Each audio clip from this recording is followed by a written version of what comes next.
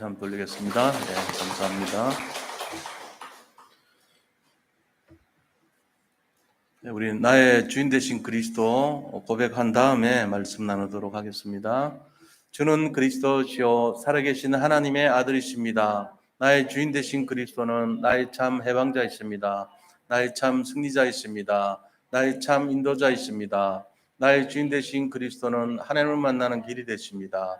죄와 저주에서 해방이 되십니다. 사단을 이긴 승리가 되십니다. 나의 주인 되신 그리스도는 하나님을 만나는 길이 되시며 내 모든 삶의 주인이 되십니다. 죄와 저주에서 해방이 되시며 나에게 죄와 저주에서 해방을 주셨습니다. 사단을 이긴 승리가 되시며 나에게 사단을 이길 권세를 주셨습니다.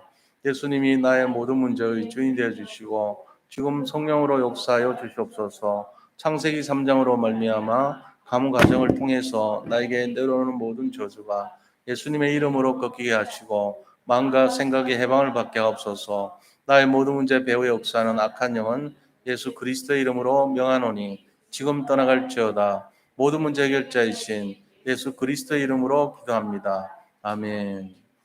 고린도전서 4장 1절 사람이 마땅히 우리를 그리스도의 일꾼이요 하나님의 비밀을 맡은 자로 여길지어다.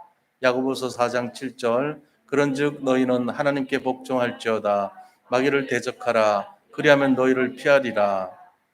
갈라디아서 2장 20절 건영원이 그리스도와 함께 십자가에 못 박혔나니 그런즉 이제는 건영원이 사는 것이 아니요 오직 건영원 안에 그리스도께서 사시는 것이라. 이제 건영원이 육체 가운데 사는 것은 건영원을 사랑하사 건영원을 위하여 자기 자신을 버리신 하나님의 아들을 믿는 믿음 안에서 사는 것이라. 아멘. 네, 우리 오늘 민수기 6장 22절에서 27절의 이 말씀을 통해서 우리를 향한 하나님의 축복 계획이라는 제목으로 말씀을 나누고자 합니다. 우리 옆에 분들 보시면서 서로 인사 나누는 시간 갖도록 하겠습니다. 그리스도는 완전하고 충분하고 모든 것입니다.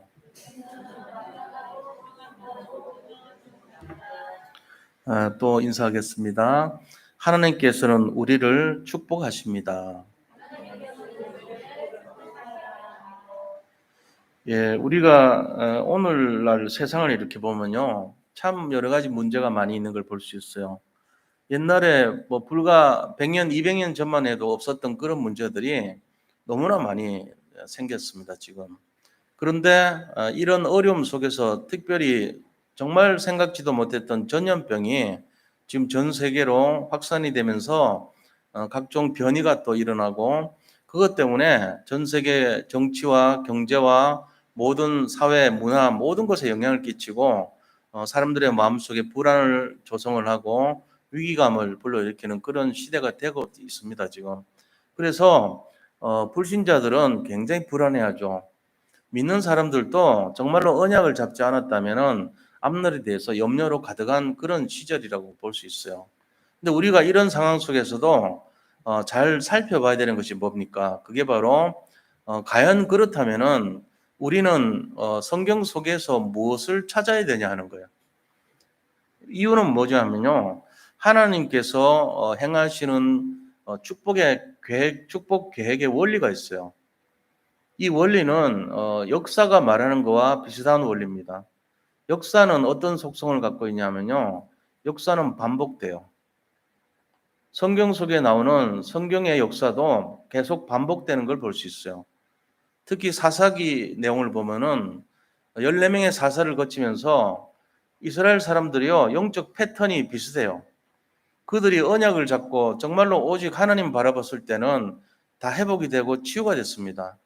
근데 그 언약을 놓치고 정말로 자기들의 소견에 옳은 대로 살았을 때는 이상하리만큼 역사적으로 무너지고 멸망길로 달려갔던 것을 볼 수 있습니다. 근데 그게 한두 번 그러면은 어쩌다가 이스라엘 민족이 그랬나 보다 할 건데 14번이나 반복했어요. 그러니까 우리 인생이나 뭐 유대인들이 다를 게 뭐가 있겠어요. 사람은 똑같지. 그러니까 우리도 마찬가지예요. 좀 이렇게 하나님 바라봐야 되겠다 하고 복음에 집중하고 말씀을 중심으로 살고 예배를 중심으로 살 때는 분명히 상처가 아물고 회복이 됩니다. 그런데 조금 내가 이제는 좀 살만하다. 이 정도면 되겠구나 하고 방심을 하는 순간요. 내 소견에 오른 대로 내가 기준이 되어서 내가 결정하면서 살아요. 그러면은 영락 없이 재앙이 밀어닥쳐요. 그러면서 어떻게 됩니까? 저보다 더 나쁜 상황이 되는 거예요. 이게 14번이나 반복했다면은 우리는 할 말이 없어요. 아, 우리도 똑같구나. 그렇게 되겠구나. 우리가 뭔가 좀 잘 되는 것 같고, 잘 풀리는 것 같고, 응답이 오는 것 같을 때 굉장히 교만해질 수 있겠구나. 이거 아셔야 됩니다. 그리고 내가 그 상태에서 다시 말씀 잡고 정말로 기도하면서 복음과 언약에 집중하면은 분명히 회복이 되겠구나 하는 것도 알 수 있죠. 자, 그렇다면은 우리가 여기에서 어떤 원리가 있다는 걸 알아야 돼요. 이게 반복이란 말이에요. 역사는 반복하고 우리 인생도 반복해요. 흥망성쇠가 누구 손에 있습니까? 하나님 손에 있습니다. 우리 인생의 생사하복이 하나님 손에 있다는 것을 인정할 때, 그러면은 하나님께서 주시는 이 응답에, 우리를 향하신 응답의 계획이 어떤 것인가? 축복의 패턴이 어떤 것인가? 이걸 아는 것만 해도 굉장한 승리자가 될 수 있어요. 그래서 오늘요, 이 본문의 말씀이 우리 인간을 향한 하나님의 축복 계획이라는 것을 알고 계셔야 돼요. 그래서 이 원리를 알면서도 놓치면 안 되기 때문에 이거를 각인시켜야 됩니다. 그래서 하나님께서는 어떤 방식으로 이 축복 계획을 성취하고 계신가를 알고 이거를 하나의 영국의 마그나 카르타라고 있잖아요. 마그나 카르타. 그 대헌장이라 그러죠. 중세 시대 때 영국의 1200년도 상태요. 1215년인가 그때 절대 왕정으로 됐던 그 왕을 통제하기 위해서 대헌장이라는 걸 만들어서 왕을 통제시키는 민주주의의 첫 효시라고 볼 수 있는 거예요, 이게.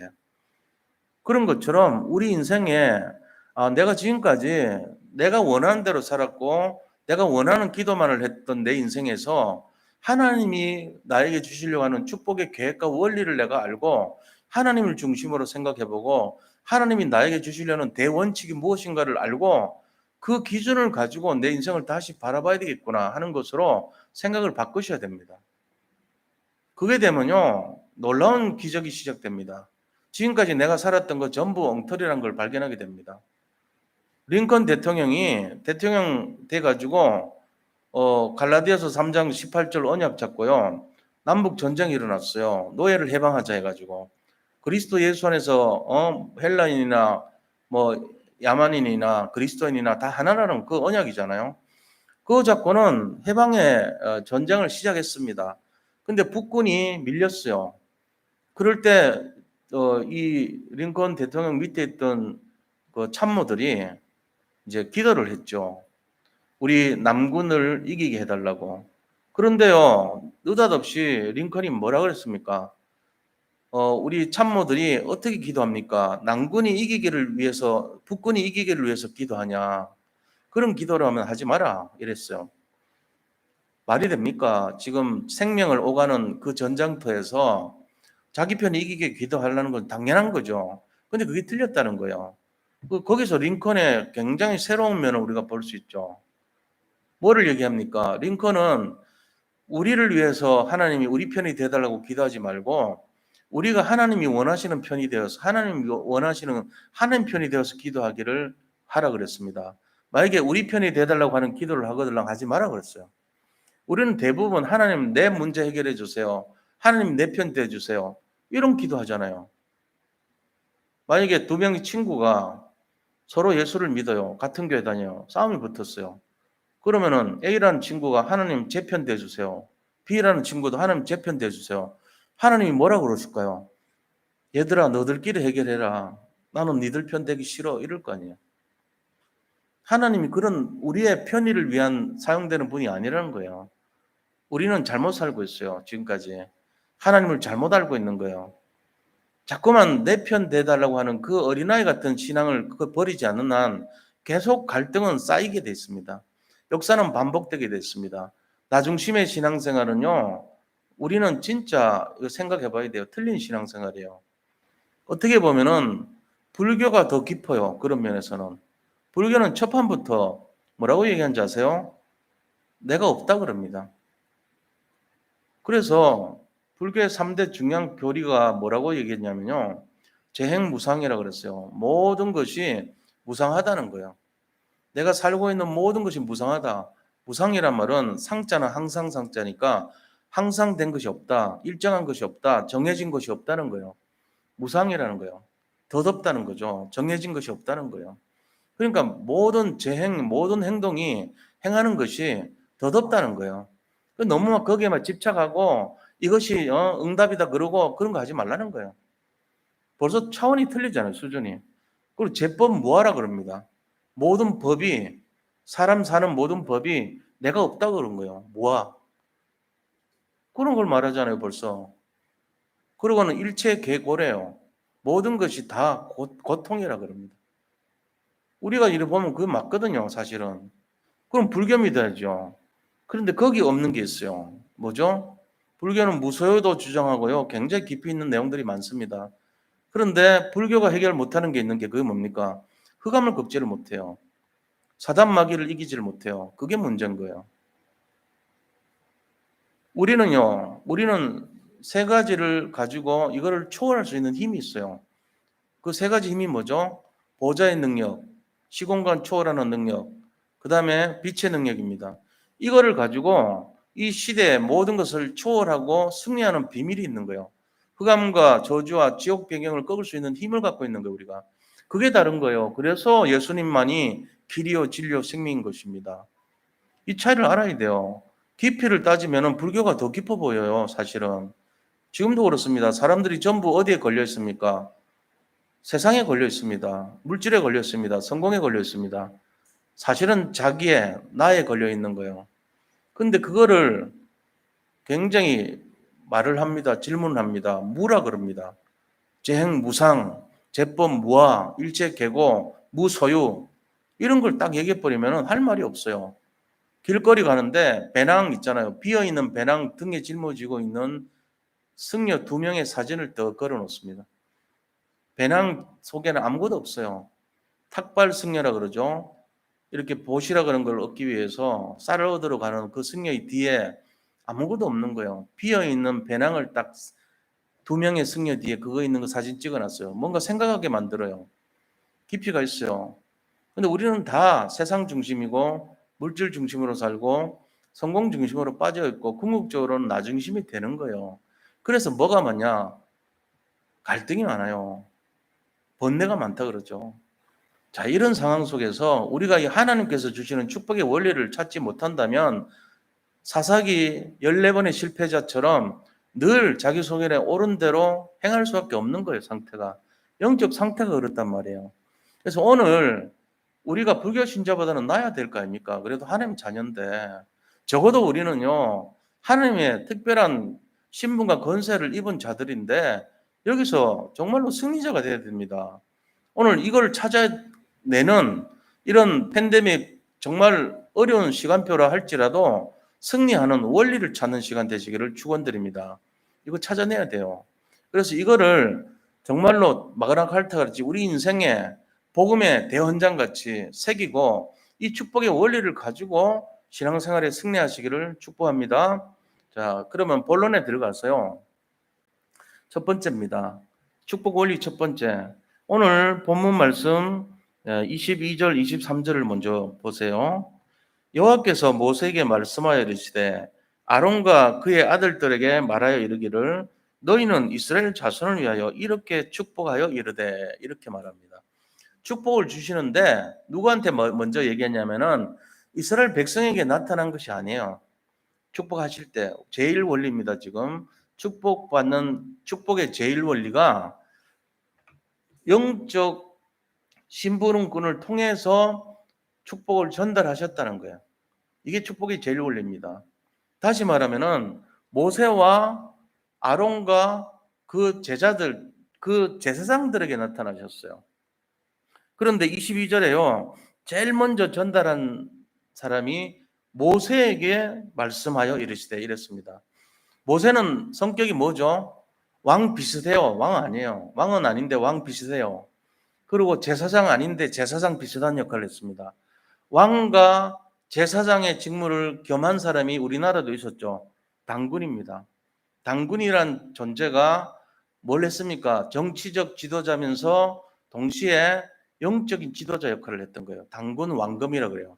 왕검은 정치적 지도자고요. 당군은 영적 지도자의 의미를 말하는 거예요. 탱글이라 그러죠. 탱글이. 그게 지금으로 말하면 점쟁이, 무속인, 무당 이런 의미예요. 그런 것처럼 모세도 그런 성격이에요. 정치적 지도자인 왕의 성격과 비슷하면서도 영적인 지도자인 제사장과 비슷한 성격이에요. 근데 제사장도 아니에요. 그러면 어떤 자입니까? 하나님의 말씀을 축복권을 받았던 자예요. 그래서 하나님이 말씀하실 때 모세에게 항상 먼저 얘기합니다. 이게 질서예요. 그럼 모세는 뭘 합니까? 그 형 아론과 그 아들들 제사장에게 이거를 전달했던 거예요. 다시 말하면 축복의 순서가 모세에게 먼저 왔고 그 모세가 받았던 말씀을 아론과 그 제사장들에게 전달했던 것입니다. 그들은 누구에게 전합니까? 이스라엘 백성들에게 전했던 것입니다. 몇 가지를 전했냐? 세 가지 원칙을 전했던 거예요. 하나님께서 그들에게 어떤 축복을 주시는지를 전하라 그랬던 거거든요. 그래서 항상 그들은 여호와께서는 하면서 이 세 가지를 전달했던 것입니다. 그래서 우리가 그럼 어떻게 해야 된다는 얘기예요. 이런 축복의 내용들이 제사장들을 통해서 진행이 됐다는 걸 안다면 우리가 누구를 기도해 줘야 되죠? 제사장들을 위해서 기도해 줘야 되죠. 이게 그러면 축복의 권한이 있다는 말이 어디에 기록돼 있죠? 성경에 나타나 있어요. 오늘 본문에도 있잖아요. 이렇게 전달하여 말씀하여 이르시되라고 기록이 돼 있죠. 또 있어요. 신명기 21장 5절을 찾아보세요. 그 뒤에 신명기 나오죠. 민수기 뒤쪽이 신명기입니다. 신명기 21장 5절을 보시면 제가 읽어 드릴게요. 레위 자손 제사장들도 그리로 갈지니 그들은 내 하나님 여호와께서 택하사 자기를 섬기게 하시며 섬기게 하셨대요. 섬기게 하셨다는 말은 예배자로 세웠다는 거예요. 하나님을 섬긴다는 말이 서비스한다는 말이거든. 서비스. 이 서비스란 말이 예배라는 뜻이에요. 그러니까 하나님을 섬기도록 했다는 말은 예배를 드리는 자로 세웠다 이 말입니다. 예배권이 있다는 얘기예요. 우리 제사장들, 다시 말하면 목사와 저 같은 입장에 있는 사람들은 예배권이 있어요.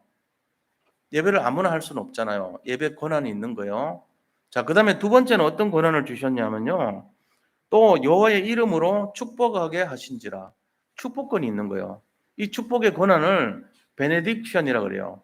그래서 축도라고 말을 하죠. 이거는 그 제사장이 축복하는 권한이 아니고 하나님께서 축복하시는 것을 선포하는 권한이에요.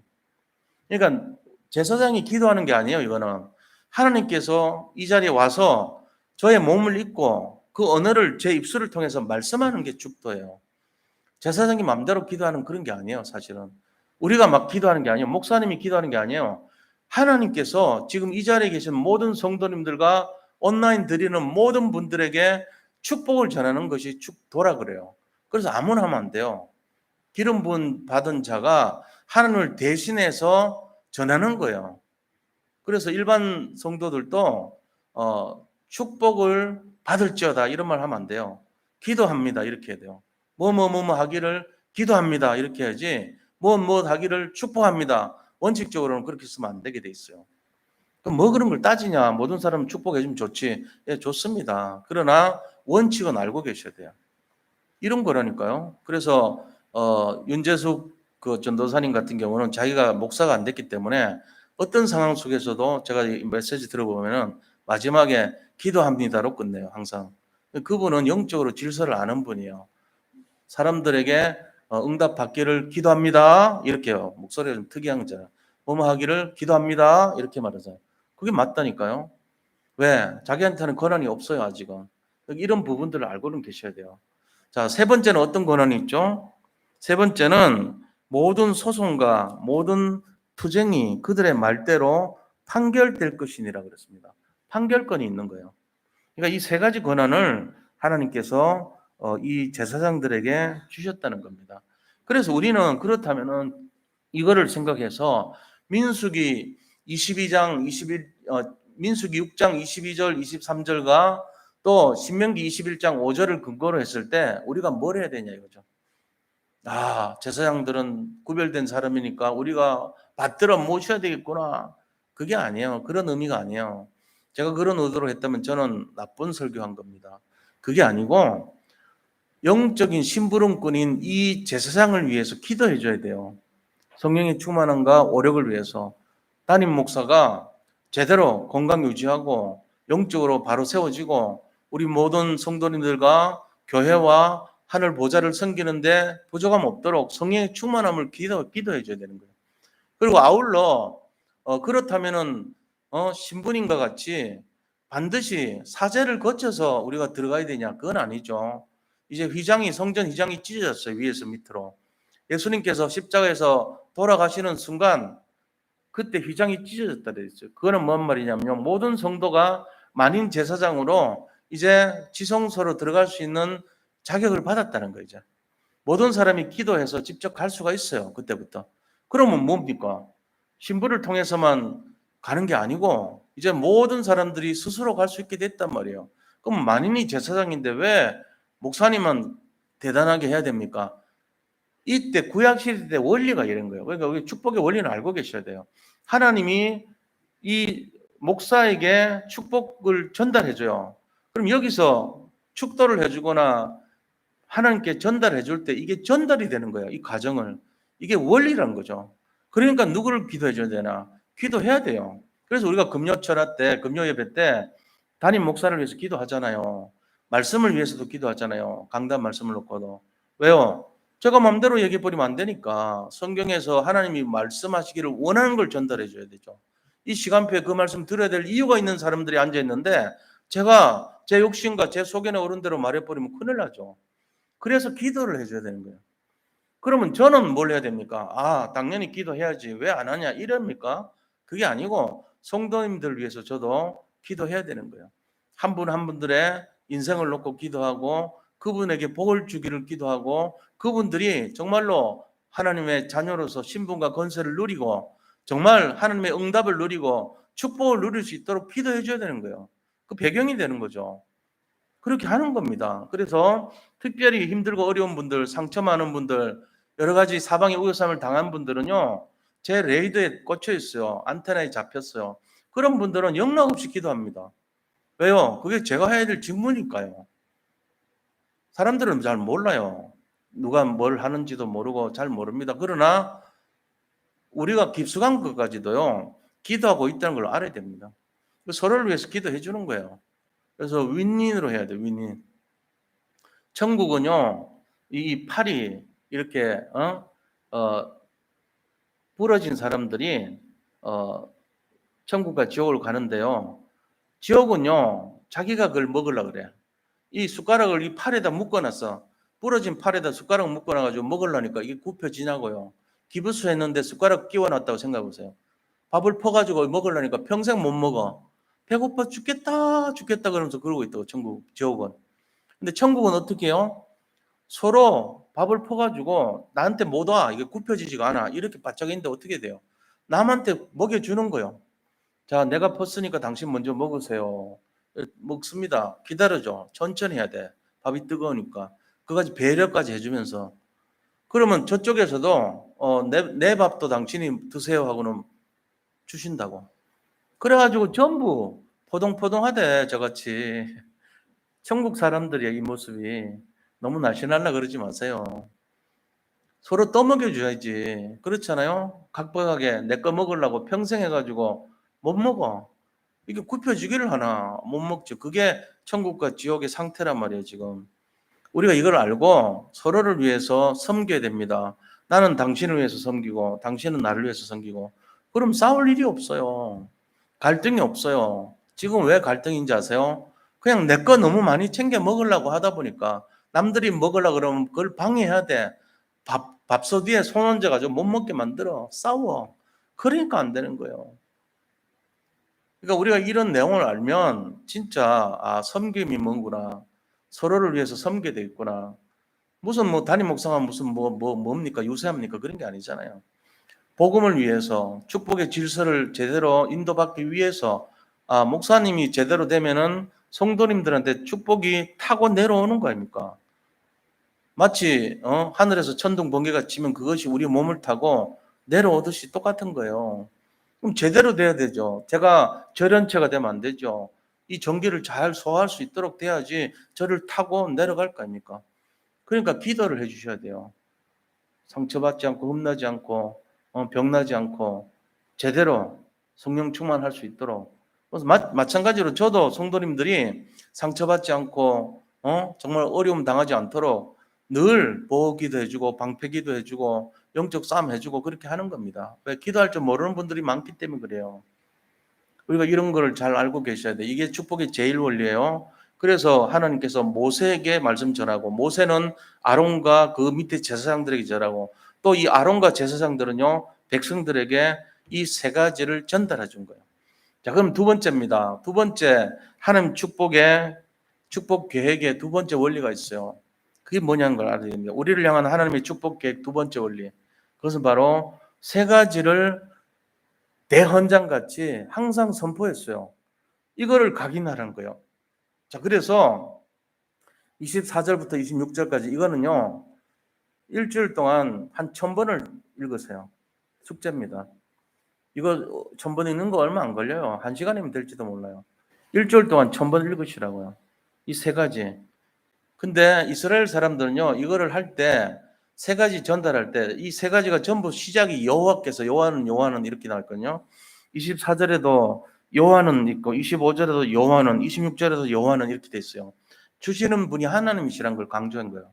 아론이 아니고 모세가 아니고 여호와 하나님이시란 거예요. 그런데 이 곡저가요 다 음성의 높낮이가 틀렸대요. 첫 번째는 제가 정확하게 발음 몰라요. 이런 식이죠.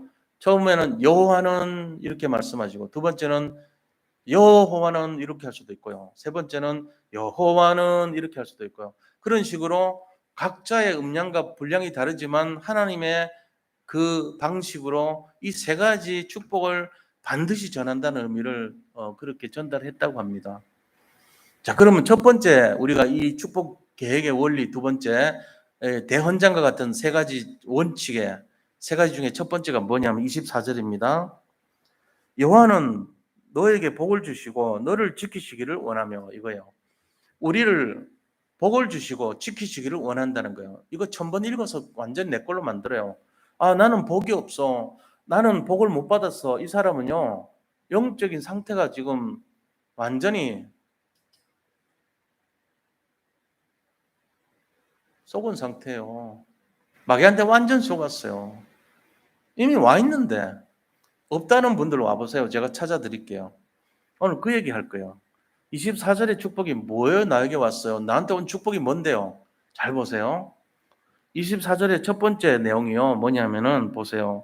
복을 주시고 우리를 지키시기를 원하신다 그랬잖아요. 창세기 1장 27절을 보면요. 우리가 뭐를 본받아서 만들었냐면은 하나님의 형상과 하나님의 모양을 본떠서 만들었대요, 우리가. 그러니까 우리의 근본 모델이 하나님이세요. 이 정도 축복이면 제일 큰 축복이죠. 짐승의 모델이 하나님 아닙니다. 우리 사람만이 하나님 모델인 거예요. 우리가 이걸 잘 알아야 돼요. 호모라는 말이 있어요. 휴먼이란 말이 있고요. 호모가 뜻이 뭔지 아세요? 정확하게?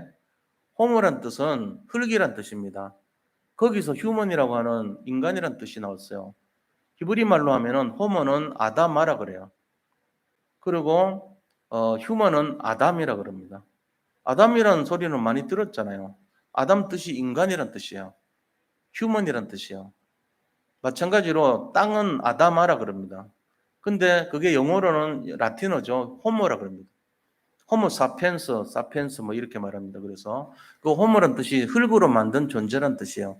근데 거기에 뭘 집어넣냐면요, 생기를 집어넣어서 살아있는 영적 존재인 생명이 됐다 그랬어요. 자, 그러면은 우리 자신이 어떤 존재인가? 하나님의 모습과 하나님의 형상을 닮은 그런 존재예요. 이거 자체가 뭐를 말하냐면은 우리가 하나님의 형상이란 거예요. 다시 말하면 구원의 형상이고 예수 생명이고 예수님의 형상이란 거예요. 우리가 예수님 본받았고 구원의 형상을 갖고 있고 예수 생명을 갖고 있는 존재라는 것입니다. 이게 가장 첫 번째 축복이에요. 이미 하나님은 우리에게 복 주셨어요. 사람으로 태어나는 순간, 아이고 강아지가 태어났네 이러진 않습니다. 사람으로 태어나는 순간 흑인이든 황인이든 백인이든 상관없이 사람으로 태어나는 순간 우리는 하나님의 형상과 모양을 갖고 태어난 거예요. 그럼 뭔 말입니까? 사람 속에 뭐가 있다고요? 예수님의 생명을 갖고 태어났다는 거예요. 하나님의 형상을 갖고 태어났다는 거예요. 그게 뭔 말인데 하나님의 형상이? 하나님 속눈썹 있습니까? 하나님 코털 갖고 계십니까? 그런 말이 아니에요. 겉모양이 그렇다는 얘기가 아니고 속에 있는 내용이 닮았다는 거예요. 하나님의 성품 닮았고요. 우리가 하나님의 공의로우심을 닮았고 하나님의 정의로우심을 닮았고 하나님 가지고 계시는 능력을 소유하고 있고 하나님이 갖고 계시는 성품, 그다음에 어떤 그런 생각, 하나님의 모양, 하나님의 마음의 모양 이런 걸 다 닮았어요, 우리가. 그래서 인간은요, 약육강식이 아닙니다. 원리가 원칙적으로 하면 사랑하는 존재가 돼야 돼요. 섬기는 존재가 돼야 돼요. 정의를 사랑하는 존재가 돼야 돼요. 그런데 짐승이 돼버리면 어떻게 하죠? 남을 짓밟은 모습으로 형상을 잃어버린 존재가 됩니다. 그래서 약육강식, 적자생존 이런 걸로 원칙이 바뀌어요. 짐승의 수준이 그거는. 살아남기 위해서 나는 끝까지 투쟁해야 되고 남을 죽여야 되고 남을 배척해야 되고 이건 짐승이 돼버린 거예요. 원래 인간은요 그런 게 아니에요. 하나님의 형상과 하나님의 모양과 하나님의 능력을 소유한 자예요. 그래서 우리는요 다릅니다. 개하고 돼지하고 소하고 달라요. 우리는 영적인 존재라 그래요. 왜? 하나님의 형상을 닮았기 때문에 그래요. 이게 복이에요. 복을 주시기를 원했다 그랬죠. 그러고는 그것도 모자라 가지고 1장 28절에 보니까 하나님의 능력을 주신 거예요. 하나님 갖고 계신 능력을 그대로 줬어요. 그거를 오복이라 그러죠. 이 지구를요 우리에게 선물로 주시면서 지구에서 생육하라, 지구에서 번성하라, 지구에서 충만하라, 지구에서 다스리고 지구에서 정복해라. 지구를 그 이 땅을 다스려라 이렇게 말했어요. 그래가지고 아무리 큰 맘모스라 할지라도 인간이 다스리고요, 아무리 큰 고래라 할지라도 인간이 다스려요. 아무리 큰 공룡이라 할지라도 인간이 다스린 거예요. 이런 원리가 그 하나님께서 우리에게 주셨기 때문에 그런 거예요. 하나님이 만약에 너희는 개한테 다스림을 받아라 그러면 우리는 강아지를 섬겨야 돼요. 주인님 어디 갔다 오셨습니까? 오늘 하루 종일 쥐셨는데 목이 아프시겠습니다. 이러면서 개 눈치 봐야 된다고. 근데 하나님이 그렇게 안 만들어 놨기 때문에 괜찮은 거예요. 하나님께서 만약에 물은 위로 올라가라 그러면요 맨날 도망 다녀야 돼요. 우리는 물 피해가지고 여기 있으면 안 돼요. 물이 계속 들이닥쳐서 올라가야 돼. 우리가 산으로 올라가야 돼. 다행히 물은 위에서 밑으로 내려가라 이렇게 만들어 놨으니까 괜찮은 거예요. 제가 늘 말씀드렸지만 얼음이 만약에 위에서부터 얼지 않으면 밑에서부터 얼면 큰일 나요. 우리는 얼음이 밑에서부터 얼면요 추운 겨울날은요 물고기들이 다 위로 올라와요. 밑에서 얼어가지고 물고기 살 자리가 없어. 점점 올라와. 나중에는 다 얼어버려. 큰일 나요. 다행히 물은 위에서부터 부력이 있어가지고 위에서부터 얼고 밑에는 공간이 생기게 해가지고 물고기 살 수 있도록 만들어 놓은 거예요. 정말 천만다행인 거예요. 우리가 생각 안 해서 그렇지 너무너무 이상한 거 많아요. 간, 천엽, 소 위는 먹는데 먹잖아요. 내 위는 왜 소화가 안 돼요? 이상하지 않나요? 내 위도 소화가 돼야죠. 근데 내 위는 괜찮고 평생 같이 있는데 내가 다른 짐승의 위는 먹잖아요. 맛있게. 이해가 안 되는 거 많죠. 그런 식으로 돼 있단 말이에요. 세상 원리가. 우리가 모르는 하나님께서 보호해 주시고 우리를 지켜주시는 원리가 어마어마하게 많이 있어요. 지구를 움직이는데 21만 가지 원리가 숨어 있대요. 만약에 한 개라도 지금보다 조금만 더 앞으로 가든지 조금만 뒤로 가도요 파괴돼 버려요. 이 질서가. 우리는 모르지만 하나님이 21만 가지 원리를 가지고 인간을 지키시고 있는 거예요. 그래서 복 주시기를 원하고 지키기를 원하시는 거예요. 그래서요 창세기 12장 2절 3절 보니까 아브라함 불러가지고 뭐라 했습니까? 너를 축복하는 자를 축복하고 너를 저주하는 자를 저주하지니 너는 세상 사람들의 복이 될지라 그랬어요. 그러면서 하나님께서 네가 큰 민족을 이루고 모든 사람들이 너 때문에 복을 받는다고 그렇게 돼 있어. 우리가 복의 근원이래요. 우리 자신들이 이런 복을 받은 사람들이란 말이에요, 이미. 그러니까 뭔 복을 또 받으려고 그래요. 다 됐지. 이 정도 받으면 된 거예요. 이제는 누리고 사용해야 돼요, 이 복을. 내가 받고 있는데 뭘 또 복을 받아요. 복이 들어차 있는데. 그래서 다윗은 그걸 깨닫고 나서요. 여호와는 나의 목자시니. 그러니까 하나님이 나와 함께하고 나를 이끌어 가시니까 내게 부족함이 없습니다. 이렇게 고백하잖아요. 지금 여기 계신 모든 성도님들 부족의 엄들 믿으시기 바랍니다. 이미 복을 받았기 때문에 더 이상 받을 복도 없어요. 지금부터 받는 복은 독이 될 수도 있어요. 그걸 아셔야 됩니다. 자, 두 번째 원리가 뭐죠? 여호와는 그의 얼굴을 네게 비추사 은혜 베푸시기를 원하신답니다. 이게 25절이에요. 광야길 엄청난 상처와 고난 속에서도 하나님은 우리에게 은혜를 베푸시기를 원하세요. 그러니까 지금 상처는 우리가 몰라서 그렇지 상처가 아니고 은혜입니다.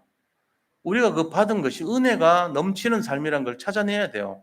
어떤 은혜죠? 우리를 향하신 하나님의 절대적인 축복의 계획이란 말이에요. 이거를 갖고 계셔야 돼요. 그래서 어떻게 됩니까? 우리는 이미 승리한 존재이고 승리를 보장받았고 속으면 안 됩니다. 이미 이길 수밖에 없는 삶이에요. 우리는 예수 그리스도를 믿는 사람들은요 이미 이길 수밖에 없는 삶이에요. 그러니까 이거를 알고 있어야 돼요. 속으면 안 된다는 게 내가 나설 때마다 져요.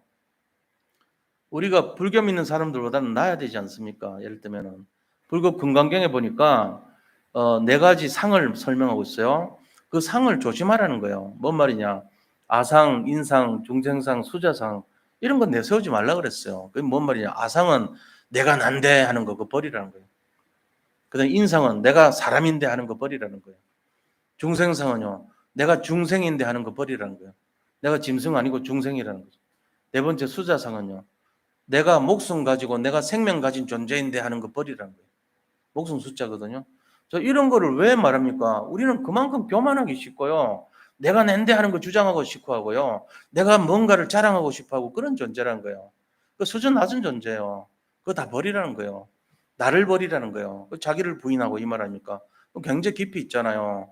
근데 우리는 또 내 거 나타나고 또 내 기준 나타나고 내 주장 나타나고 늘 나로 돌아가요. 좀 됐나 싶은데 또 나로 돌아가요. 이거 버려야 돼요. 광야길에서 은혜 받는데 거기서 조금만 은혜 받으면 또 내가 드러난다고. 내가 잘해서 이렇다고. 그거 하지 마세요. 광야길에서 은혜만 받고 치워야 돼요. 그리고 하나님께 감사해야 되죠. 우리가 뭘 잘난 게 있어가지고 은혜 받은 게 아니에요. 하나님이 일방적으로 주시겠다 했어요. 이거를 찾아내야 됩니다. 우리의 모든 축복의 기준은요, 하나님으로부터예요. 이게 안 되면은 자꾸만 내가 잘해서 이렇게 되면 큰일 나요. 실패자 됩니다. 이걸 잘 아셔야 됩니다. 세 번째는 뭔지 하면 26절에요. 여호와는 그 얼굴을 내게로 향하여 드사 평강 주시기를 원하신대요. 평강. 이 평강은 뭐라 그랬죠? 공기가 가득 차가지고 꽉 차 있는 상태. 이게 평강이라고 그랬잖아요. 샬롬. 그죠? 마찬가지로 이 반대말이 불신이라고 그랬죠. 평강은 다시 말하면 믿음을 말하는 거예요. 하나님은 우리에게 믿음 주시기를 원하시고 평강 주시기를 원하시는 분이세요. 그래서 하나님께서는 우리에게 절대 믿음으로 승리하기를 원하시는 분이십니다. 근데 우리가 우리 스스로를 망치는 거예요. 왜요? 내 욕심 때문에 그렇죠. 나라는 것 때문에 그런 거예요. 결국은 하나님이 원하시는 것은 응답보다도 더 중요한 것이 우리의 영적 상태를 원합니다. 우리는 응답 달라 그러지만 하나님은 너의 영적 상태가 바뀌는 것을 내가 원한다 이럽니다. 그래서 우리가 영적 상태를 찾기 위해서 자기를 부인해야 되고 하나님이 기뻐하시는 쪽에 서야 돼요. 하나님이 원하는 게 뭘까를 고민해야 돼요. 그러면서 영적 서밋이 돼야 됩니다. 영적 서밋이 되기 위해서는 어떻게 됩니까? 서밋 타임을 가져야 되죠. 그러면서 얻는 것이 보좌의 능력을 얻고 시공간 능력을 얻고 빛의 능력을 얻어서 이 시대 모든 흑암을 꺾을 수 있는 3초월의 능력을 가져야 돼요. 세 가지 초월의 비밀을 있어야 돼요. 이거 갖고 있는 사람은요, 다 이겨요. 이 3초월의 힘을 갖는 것이 불교와 다른 거예요. 그래서 우리가 그들보다는 나아야 되잖아요. 그들이 깊단 말이에요. 깊이가 있어요. 깊이 없는 게 아니에요. 굉장히 깊어요. 그런데 그들보다는 나아야 되는 이유가 하늘 보좌의 능력, 이거에서 끝나는 거예요. 3초월의 능력, 시공간을 초월하는 하나님의 능력, 그 다음에 237 나라 살리는 빛의 능력, 이게 다른 거예요. 이거는 없어요. 다른 종교에는. 이거를 잡고 사는 사람이 진짜란 말이에요. 그 무당들도 이거 흉내낸다니까요. 점쟁이도 이거 흉내내요. 또 저 우상 숭배하는 사람도 이거 흉내낸단 말이에요. 근데 그들은 가짜기 때문에 안 나타나요, 능력이. 근데 우리는 진짜기 때문에 이것만 잡고 조금만 기도하면 나타나 버려요. 흑암이 꺾이고 꿈자리가 뒤숭숭하고 뱀이 나타나고 이거 다 떠나버립니다. 나를 힘들게 하고 어렵게 만들었던 그 현상들 다 떠납니다. 체험해 보셨습니까? 이건 모르면요 맨날 속아요. 맨날 눈앞에 있는 물질 중심, 성공 중심, 나 중심 계속돼요. 또 돌아가고 또 돌아가요. 그거 버려야 됩니다. 자, 그래서 이 세 번째가 굉장히 중요한 거예요. 이 3초월의 힘으로 세계 복음할 준비를 해야 되고 237 나라 살리고 5천 종족 살리고 우리 후대들을 치유하고 우리 후대들을 서밋으로 세우는 엘리트로 만들고 이 일에 우리가 생을 걸어야 되는 것입니다. 자, 그다음 세 번째는 그렇다면은 어떻게 해야 됩니까? 이 언약을 후대에게 전달해 줘야 돼요. 27절 보세요. 그들은 이같이 내 이름으로 이스라엘 자손에게 축복할지니 그들이 누구냐면요. 모세와 아론과 그 아들 후손들입니다. 제사장들. 이들은 내 이름으로 이스라엘 자손에게 축복할지니 내가 그들에게 복을 주리라. 하나님의 원리가 세 번째가 이거예요. 자손들에게 축복하라는 거예요. 그럼 내가 축복해 주겠다는 거예요. 자, 첫 번째 원리는 이 제사장들을 위해서 영적 지도자를 위해서 기도하라는 거. 그죠? 두 번째는요. 그들에게 세 가지 이 축복의 원리 계획을 세 가지를 말씀하셨습니다. 세 번째는 후손들을 축복하라는 거예요. 그러면 하나님이 행하신다는 거예요. 이 세 가지 원리를 평생 잊으면 안 돼요. 이게 이번 한 주간 1000번을 보세요. 22절부터 27절은 내가 평생 볼 내용이에요. 그래서 나의 속지 말라는 말씀입니다. 그래서 마그나 카르타 같이 대헌장으로 삼으셔서 성경 속에 있는 축복의 원리 세 가지 이거를 절대로 외우고 각인시켜서 속지 않도록 하는 지침서로 활용하시기를 축원드립니다. 그래서 이 이스라엘 후손들이 각인된 것이 뭔지를 봐야 되죠. 어떤 걸 각인했을까요? 그들은 홍해가 갈라진 것 알고 있습니다. 여리고가 무너진 거 알고 있습니다. 그리고 그것이 그대로 전달됐습니다. 가나안 땅에 들어갔을 때 이 축복과 은혜와 평강을 하나님 주십니다. 반드시 주신단 말이에요. 그래가지고 그들에게 남은 게 뭐죠? 불신앙하니까 우리의 부모님들 세대가 40년 동안 하루에 80명씩 서서히 죽어가더라는 거죠. 계산하면 40명인데 남자만 40명이니까 부인까지 하면 80명이에요. 다 죽었어요. 그래서 우리가 숫자가 거의 찼을 때 들어왔다는 교훈을 갖고 있다니까요. 그러면서 이 가나안 족속들은요, 키는 컸지만 지도자들 다 도망갔고 그들은 간담이 서늘해가지고 출입문을 닫고 나오지도 않더라. 각인돼 있습니다, 이게. 라합이 말했잖아요. 이들 지도자들은 다 도망갔고 그들은 출입하는 자도 없이 간담이 서늘하였더라. 당신들이 40년 동안 강야에서 했던 거 다 들었다. 홍해에서 사건 다 들었다. 이거를 라합이 고백했잖아요. 그거를 이 후손들이 다 아는 거예요. 그러면서 그들이 광야에서 받은 축복을 다 기억해요. 새 절기의 축복, 구원, 6월절, 그 다음에 성령의 능력, 인도, 뭐죠? 오순절, 그리고 수장절, 천국의 비밀, 이거 다 누렸던 것입니다. 그것뿐만 아니죠. 그들은 성막 중심의 생활을 통해 가지고 하나님을 섬기는 것이 무엇인가를 알고 있었던 거예요. 그러면서 영적 비밀을 누렸죠. 어디서도 살아남을 수 있는 10가지 비밀을 그들은 갖고 있었어요. 그게 뭡니까? 언제 어디서든 광야길 같은 어려움 속에서 살아남는 독립의 정신. 두 번째는 사실을 보면서 영적 사실까지 볼 수 있는 믿음의 눈. 세 번째는 역발상. 어떤 상황 속에서도 하나님이 숨겨놓은 마지막 길이 있다는 그 눈을 갖는 역발상. 그리고 어떤 상황 속에서도 사람을 살리는 시너지. 그리고 어떤 상황 속에도 시험이 와도 그것이 축복이라는 사실. 그리고 싸우지 않고 이기는 무경쟁의 비밀. 그리고 영적 서밋의 축복. 그 다음에 오직 유일성 재창조의 아워즈. 이 시스템을 갖는 내용. 그리고 광약길 같은 항무지 같은 노바디에서 에브리바디의 축복을 받는 비밀. 항무지의 상태에서 그다음 완전히 하나님 주시는 옥토로 변하는 비밀을 말해요. 10가지는 하나님 내가 무엇을 해야 됩니까? 내가 왜 일을 당합니까? 내가 무엇을 원하십니까? 하나님의 절대 계획을 묻는 질문. 가장 낮은 곳에서 가장 높은 곳을 향해서 가라는 내용이에요. 이 비밀을 다 가졌단 말이에요. 어떤 상황에서요? 어렵고 힘든 외로움 그 속에서 너무너무 처절한 상처받은 투성이 속에서 광약길 속에서 오히려 그 교훈을 가진 거예요. 그래서 인생이 고달픈 사람들은요. 두고 보세요. 성공합니다. 왜요? 그런 지긋지긋한 광약길에서도 살아남은 믿음의 근성이 있어요. 근육이 있기 때문에 그래요. 만약에 온실 속에서 큰 사람, 잘 떼기만 됐던 사람 위험합니다. 볼 때는 무너지기 직전이에요. 오히려. 근데 우리가 진짜 승리하는 사람은요. 너무너무 처절한 인생을 걸었던 사람들이에요. 그 사람들은 살아남기 위해서 발버둥을 쳤기 때문에 이거를 놓치지 않아요. 거기다가 하나님 복을 주시고 지키시기를 원하신 거 알아요. 그 다음에 하나님은 은혜 주시는 걸 원하신 걸 알아요. 하나님이 평강 주시는 걸 원하신 걸 알고 있는 거예요. 쓰러지지 않습니다. 어떻게 인생이 됩니다. 우리에게는 미래가 있죠. 지금이 중요한 게 아니고 미래가 중요하잖아요. 그걸 위해 걸어가야 되는 거예요. 담대하게. 코로나19가 아니라 더한 것이 온다 할지라도, 더 팬데믹 상태가 온다 할지라도, 더 여수른이여 네가 복을 받은 자다 말이죠. 축복받은 하나님의 백성들이여 일어나라 빛을 발하라 그랬잖아요. 영적 싸움의 승리자들이여 현실을 무서워하지 말라 믿음으로 담대하게 무장하라 그랬잖아요. 이거 갖고 사는 거예요. 그러니까 어려울수록 짓밟을수록 더 단단해집니다. 소낙비 뒤에 땅이 굳어지듯이 도전하는 인생이 돼야 돼요. 천국은 가만히 있는 인생이 아니고 도전하는 인생이요. 침노하는 자의 것이에요. 그래서 교회가 두 종류가 있어요. 전투적 교회가 있고요. 또 흩어지는 교회, 모이는 교회가 있듯이 이 전투적 교회, 지상의 교회를 말이에요. 그 다음에 뭡니까? 천상의 교회는요. 예배드리는 교회예요. 거기는 이제 모든 것이 평안한 교회예요. 근데 이 땅에 있는 동안은 전투적인 교회라고 그랬어요. 우리는 영적 싸움을 해야 돼요.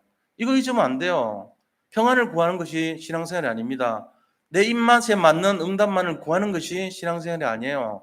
그게 아니고 고달프고 상처나고 힘들지만 그 속에서 영적 무장해가지고 믿음의 방패와 말씀의 검으로 싸워서 저 흑암을 꺾고 장을 꺾고 저주를 꺾으면서 모든 사람들을 살리기 위해서 살아가는 것이 진정한 신앙생활의 내용이 되어야 될 줄로 믿습니다. 오히려 고통을 누리시고 즐기시기를 축복합니다. 당당하게 일어서서 정말로 전 세계를 향하여서 일어나 빛을 발할 수 있도록 승리하시기를 축원드립니다. 이거 하셔야 돼요. 이게 원리예요. 그래서 결론을 말씀드리면 세 가지 잊지 마세요. 하나님 우리에게 복을 주시는 분이시다. 두 번째는 하나님 우리에게 은혜 주시기를 원하신다는 것입니다. 세 번째는 하나님 우리에게 참된 평강을 주시기를 원하신다는 것입니다. 평생 잊지 말고 지침서로 삼고 전투에서 승리하시기를 축복합니다. 하나님 감사합니다. 우리 성도님들을 향한 하나님의 축복 계획을 다시 한번 발견하게 하시고 제일 원리를 통해서 정말 우리가 교육자, 목회자를 위해서 기도할 수 있도록 믿음을 허락하시고 두 번째 원리를 통해서 하나님이 주시는 복과 은혜와 평강을 누리는 삶이 되게 하시며 셋째, 이 언약을 후대들에게 전달할 수 있는 응답의 주역들이 다 되게 하여 주옵소서. 살아계신 예수 그리스도 이름으로 기도드립니다. 아멘. 자, 우리 찬송가 413장 찬송 드리면서 헌금 드리겠습니다.